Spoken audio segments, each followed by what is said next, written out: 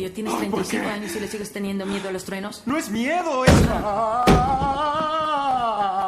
Relampamigos para siempre, Johnny. Por supuesto. Bueno, entonces canta la canción. Sí. Cuando escuches a los truenos, no te asustes, no. Ve a tu relampamigo y canta esta canción. Puto trueno, te voy a coger. No me haces nada porque Dios te pedorrió.